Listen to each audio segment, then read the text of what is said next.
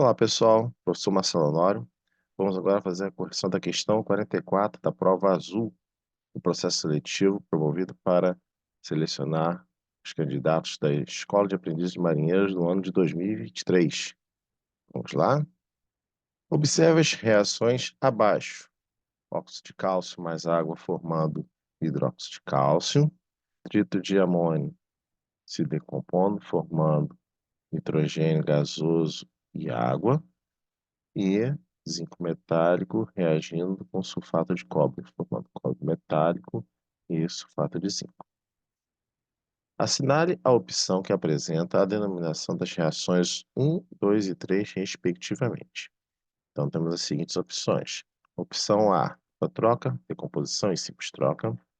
Opção B, síntese, dupla troca e simples troca. Opção C, síntese, decomposição e simples troca. Opção D, síntese, dupla troca e decomposição. Opção E, decomposição, síntese e dupla troca.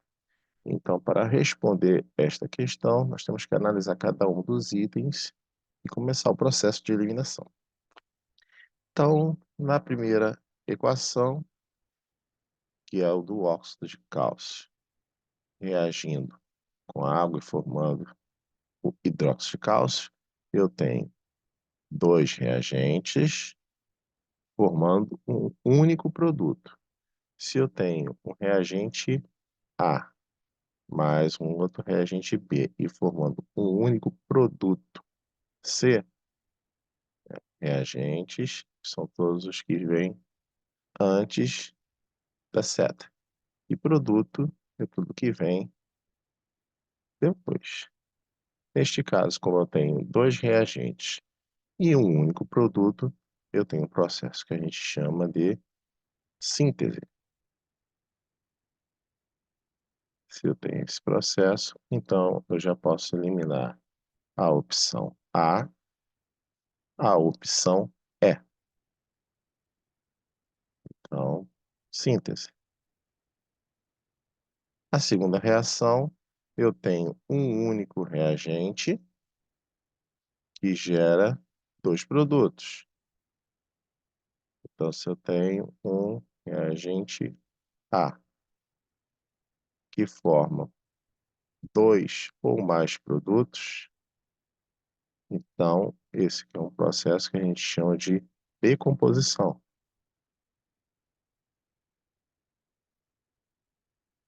ou também conhecido como análise. Então, com base nessa informação, já posso eliminar a alternativa D e a alternativa B, restando apenas como resposta correta a alternativa C. Mas como tão importante quanto conhecer a resposta correta é entendermos por que as outras estão erradas, vamos analisar o item número 3. Eu tenho dois reagentes e eu formo dois produtos, sendo que um deles é uma substância simples, outro é uma substância composta. E como produto eu também tenho uma substância simples e uma substância composta, sendo que eu tive apenas a troca de um dos membros. No caso, o cátion, eu troquei o zinco metálico pelo cátion cobre 2+, formando cobre metálico e o zinco mais 2. Como foi uma troca apenas de um dos membros, a troca do cátion, a gente chama essa troca de simples troca. Então, eu tenho uma substância A reagindo com um composto BC.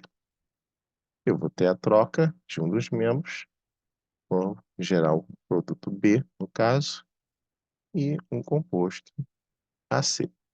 Nesse caso aqui, eu tenho o que a gente chama de simples troca. Então, a alternativa correta é a alternativa C. Esse tipo de questão, ela exige do aluno conhecimento prévio dos tipos de reação química.